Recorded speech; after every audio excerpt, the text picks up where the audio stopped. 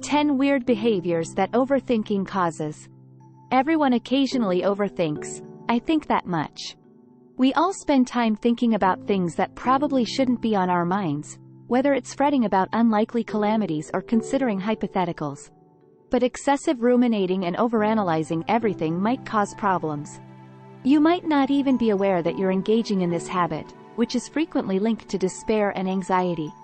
Nevertheless, thinking too much can significantly affect how you interact with and perceive the world. In this video, we examine the results of this typical action and how it can harm you. First, space things out. You may experience a sense of confusion while you are overthinking. It's as if your mind is operating automatically and you aren't truly in the present. You might easily lose focus when you're overanalyzing and scrutinizing everything all the time. When reading, working, or watching TV, you can find yourself losing focus or drifting out in the middle of discussions.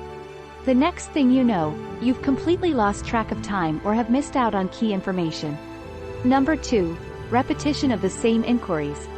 If you overthink things, you probably realize that you keep asking the same question even if you already know the answer. This is because overthinking might make you doubt and second-guess yourself, giving you the impression that the solution has altered. This inclination can often come off as interrogatory because it gives the impression that you are questioning someone rather than merely asking a generic question. Number 3. Making excuses without good cause. Being human means that mistakes will inevitably happen. But if you have a tendency to overthink things, you could exaggerate their importance, making them appear much bigger than they really are. You continually feel as though you are treading carefully because of it. It's possible that you'll feel the need to apologize for something that wasn't even your fault, or that you'll worry that people will find out about your error and be offended by it. Obsessively Googling things is the fourth vice. Whether you're experiencing a medical condition, worrying about the weather, or organizing a trip, when you're having an overthinking episode, you can find yourself frantically Googling information. Online research can be dangerous, despite the fact that it could seem innocent.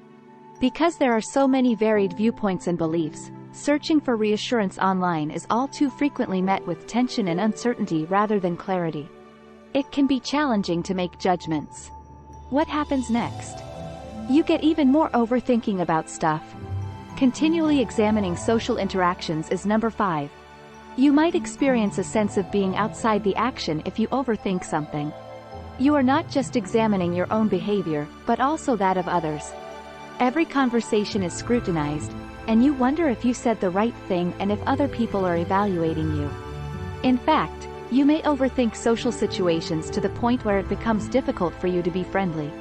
It's difficult to do anything without feeling uneasy when you're worried about what other people think of you. 6. Overplanning.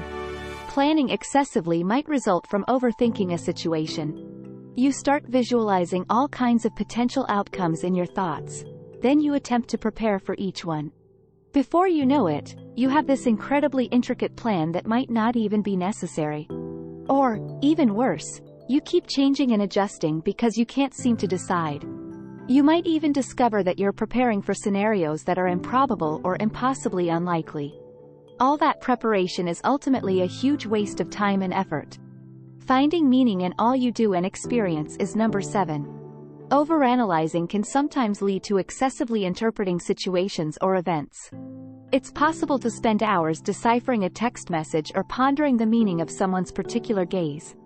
It could seem like you're always looking for solutions to problems that might not even be questions. In essence, you are searching for patterns and meanings where none exist.